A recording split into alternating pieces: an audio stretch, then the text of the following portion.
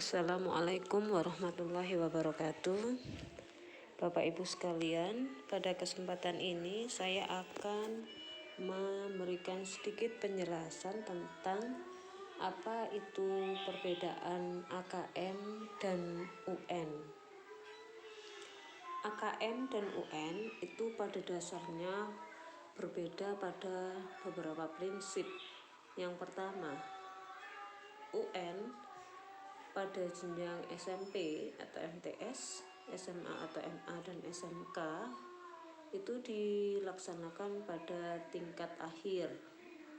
Kemudian diikuti oleh seluruh siswa atau seluruh murid. Biasanya dilakukan semi online. Sedangkan AKM masih dilaksanakan oleh siswa SD atau MI, SMP atau MTS, SMA atau MA, dan SMK. Dilaksanakan oleh siswa pada SD itu di jenjang kelas 5, pada SMP atau MTS di kelas 8, dan pada SMA, MA atau SMK itu di jenjang kelas 11. Kemudian siapa saja yang mengikuti AKM? Pada semua sekolah itu akan diambil beberapa sampel murid. Dilaksanakan secara full online. Itu secara prinsip perbedaan AKM dan UN.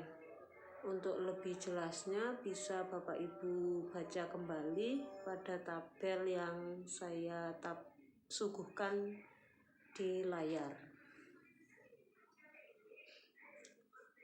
Berikutnya, apa itu asesmen nasional atau disingkat dengan AN?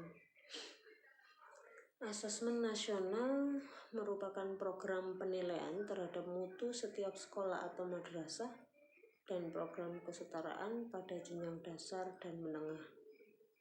Mutu satuan pendidikan dinilai berdasarkan hasil belajar murid yang mendasar, yaitu 3 hal: literasi, numerasi, dan karakter, serta kualitas proses belajar mengajar dan iklim satuan pendidikan yang mendukung pembelajaran.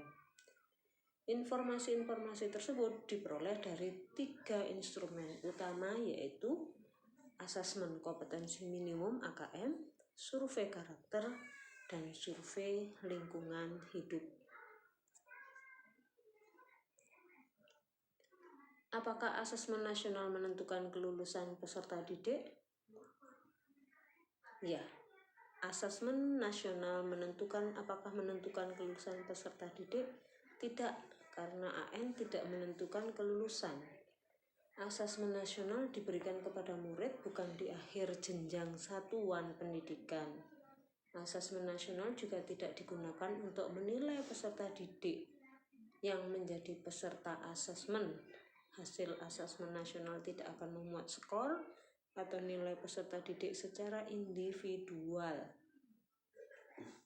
Seperti dijelaskan sebelumnya, hasil asesmen nasional diharapkan menjadi dasar dilakukan perbaikan pembelajaran. Dengan demikian, asesmen nasional tidak terkait dengan kelulusan peserta didik.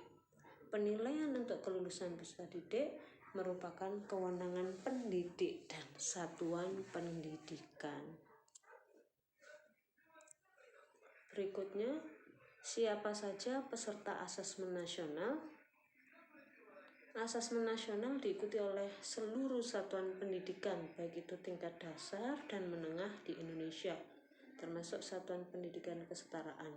Pada tiap satuan pendidik, asesmen akan dilakukan pada kelas peserta didik kelas 5 di jenjang dasar, kemudian di jenjang SMP atau MTS di kelas 8, dan pada jenjang SMA, MA atau SMK itu pada kelas 11.